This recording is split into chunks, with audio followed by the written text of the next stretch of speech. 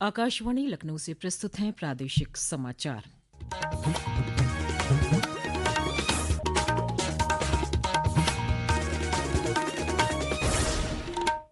मुख्य समाचार।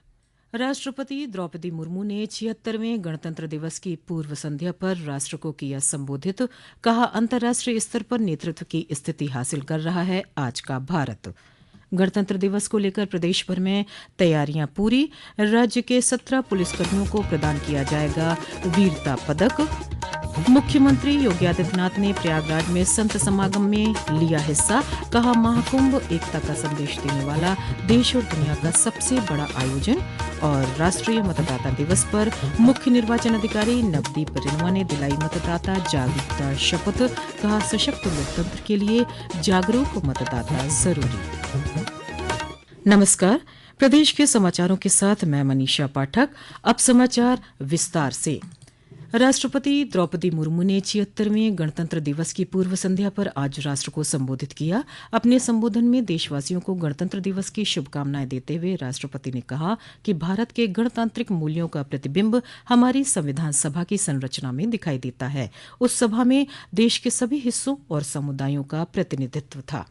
न्याय, स्वतंत्रता, समता और बंधुता केवल सैद्धांतिक अवधारणाएं नहीं है, जिनका परिचय हमें आधुनिक युग में प्राप्त हुआ है। ये जीवन मूल्य तो सदा से हमारी सभ्यता और संस्कृति का अंग रही है। भारत के गणतांत्रिक मूल्यों का प्रतिबिंब हमारी संविधान सभा की संरचना में भी दिखाई देता है। उस सभा में देश के सभी हिस्सों और सभी समुदायों का प्रतिनिधित्व था।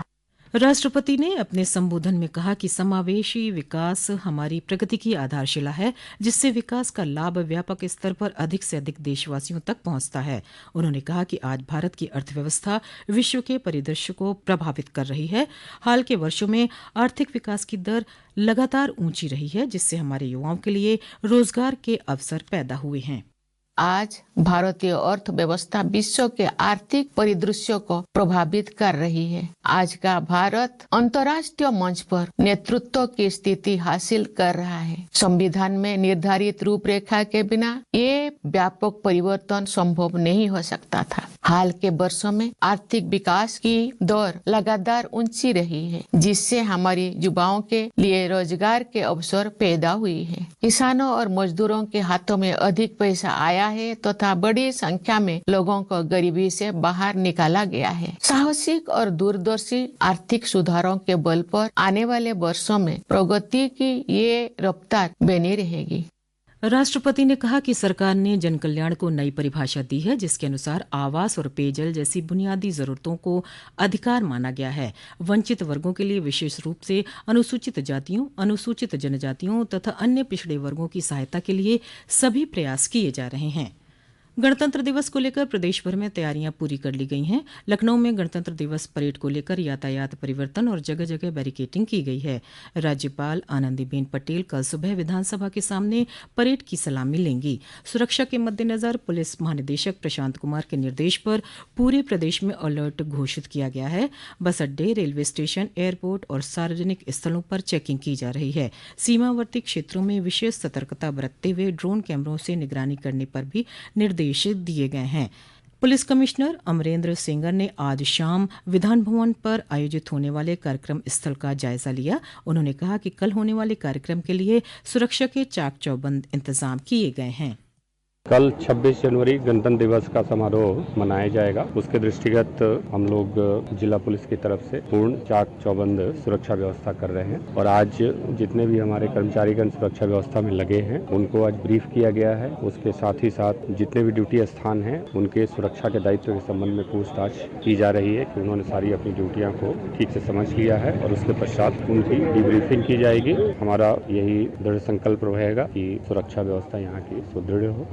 गणतंत्र दिवस के मौके पर प्रदेश के 17 पुलिस कर्मियों को वीरता पदक देने की घोषणा की गई है। फायर सर्विस के 16 कर्मियों को सराहनीय सेवाओं के लिए वीरता पदक मिलेगा। नागरिक सुरक्षा में उत्कृष्ट और सराहनीय सेवा के लिए 73 कर्मियों, फायर सर्विस में 5 लोगों को सराहनीय सेवा के लिए पदक दिया जाएगा। साथ ही होमगार्ड एवं नागरिक सुरक्षा के 5 कर्मियों को पदक देकर सम्मानित किया जाएगा। ये समाचार आप आकाशवाणी लखनऊ से सुन रहे हैं। ताज़ा समाचार जानने के लिए आप हमारी वेबसाइट newsonair.gov.in पर लॉगिन कर सकते हैं। इसके साथ ही आप प्रादेशिक समाचारों का ये बुलेटिन हमारे YouTube channel news on AIR Lucknow पर भी सुन सकते हैं। समाचारों में आपका फिर स्वागत है। मुख्यमंत्री योगी आदित्यनाथ ने आज प्रयागराज पहुंचकर अखिल भारत वर्षीय अवधूत भेष 12 पंथ योगी महासभा के कार्यक्रम में हिस्सा लिया।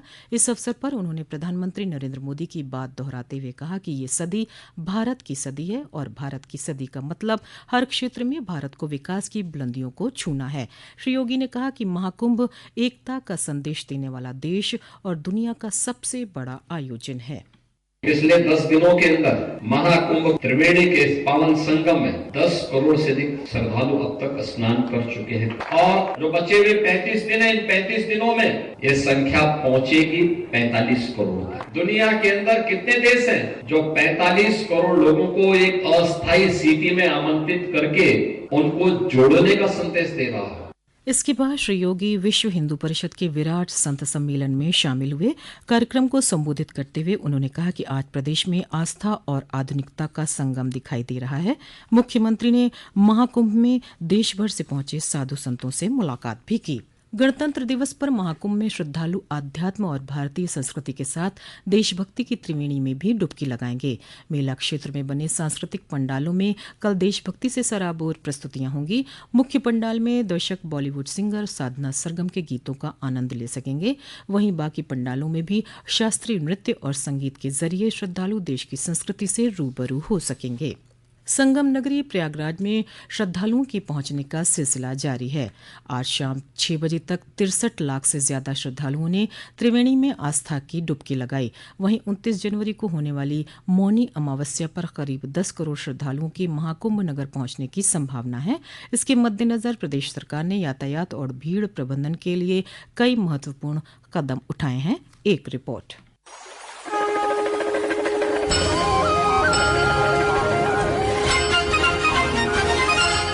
मेला प्रशासन ने अधिकारियों से यह सुनिश्चित करने को कहा है कि श्रद्धालु स्नान के बाद उसी सेक्टर या जोन से वापस लौटें जिस सेक्टर से वे घाट की ओर पहुंचे हैं। किसी भी स्थिति में श्रद्धालुओं को संगम नोज या अन्य जोन में जाने की इजाजत नहीं होगी। श्रद्धालुओं की सुविधा के लिए इस महीने की 27 से 29 तारीख तक जोन के बीच खासकर संगम नोज पर आवाजाही बहुत ही कम रखने का निर्देश दिया गया है। इस बार आसान पहुँच और पवित्र स्नान के लिए 12 किलोमीटर लंबा घाट बनाया गया है। श्रद्धालुओं को प्रोत्साहित किया जा रहा है कि वे प्रवेश के दौरान निकटतम घाट पर ही स्नान करें। आनंद कुमार, आकाशवाणी समाचार, प्रयागराज।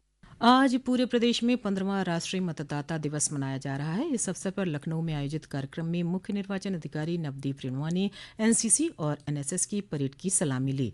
उनके साथ लखनऊ की मंडलायुक्त डॉक्टर रोशन जाकब और जिलाधिकारी विशाल जी अय्यर भी मौजूद रहे। श्री रेणुआ ने प्रदेश के सूचना एवं जनसंपर्क विभाग की निर्वाचन बढ़ते कदम थीम पर लगाई गई प्रदर्शनी का उद्घाटन भी किया।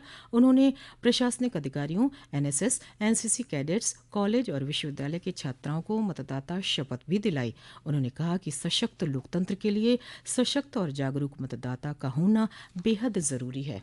ये जो हमारा लोकतंत्र है और इसके लिए चुनाव अच्छे से हों, सभी लोगों की सहभागिता हो, सभी लोगों का नाम वोटर लिस्ट में हो, सभी लोग वोट डालें और अच्छे जनप्रतिनिधियों को चुनें। इस सारे लक्ष्य को लेकर ये आज का दिन हम लोग आयोजित करते हैं, राष्ट्रीय मतदाता दिवस। और इस दिवस के माध्यम से हम चाहेंगे कि उत्तर प्रदेश में हमारी वोटर लिस्ट और अच्छी बने, साफ सुथरी बने, इसमें सभी मतदाता जो अर्ह हैं उनका नाम आए। प्रदेश भर में मतदाता दिवस के अवसर पर विभिन्न कार्यक्रमों का आयोजन किया गया। प्रदेश के पर्यटन मंत्री जयवीर सिंह आज राष्ट्रीय पर्यटन दिवस के अवसर पर लखनऊ में आयोजित कार्यक्रम में बतौर मुख्य अतिथि उपस्थित रहे। अवध शिल्पग्राम में आयोजित इस कार्यक्रम में पर्यटन को बढ़ावा देने के लिए विभिन्न जनपदों को कई श्रेणियों में पुरस्कार दिए गए। बेस्ट टूरिज्म विलेज श्रेणी में गोल्ड पुरस्कार जैतगांव मथुरा को, सिल्वर पुरस्कार सिल्हा गांव पीलीभीत को और ब्रॉन्ज पुरस्कार बुढ़ादाना गांव औरैया को मिला। केंद्रीय रेल राज्य मंत्री वी सोमन्ना ने आज अयोध्या पहुंचकर श्री राम लला के दर्शन किए। इस दौरान उन्होंने अयोध्या धाम रेलवे स्टेशन का निरीक्षण भी किया। इस मौके पर श्री सोमन्ना ने कहा कि महाकुंभ जैसे बड़े आयोजन के लिए रेलवे ने अभूतपूर्व तैयारी की है। अंत में मुख्य समाचार एक बार फिर। राष्ट्रपति द्रौपदी मुर्मू ने 76वें गणतंत्र दिवस की पूर्व संध्या पर राष्ट्र को किया संबोधित। कहा, अंतर्राष्ट्रीय स्तर पर नेतृत्व की स्थिति हासिल कर रहा है आज का भारत। गणतंत्र दिवस को लेकर प्रदेश भर में तैयारियां पूरी। राज्य के 17 पुलिसकर्मियों को प्रदान किया जाएगा वीरता पदक। मुख्यमंत्री योगी आदित्यनाथ ने प्रयागराज में संत समागम में लिया हिस्सा। कहा, महाकुंभ एकता का संदेश देने वाला देश और दुनिया का सबसे बड़ा आयोजन। और राष्ट्रीय मतदाता दिवस पर मुख्य निर्वाचन अधिकारी नवदीप रेणुआ ने दिलाई मतदाता जागरूकता शपथ। कहा, सशक्त लोकतंत्र के लिए जागरूक मतदाता जरूरी। इसी के साथ प्रादेशिक समाचारों का ये बुलेटिन समाप्त हुआ। अगला बुलेटिन रात 8 बजे FM पर प्रसारित किया जाएगा। नमस्कार।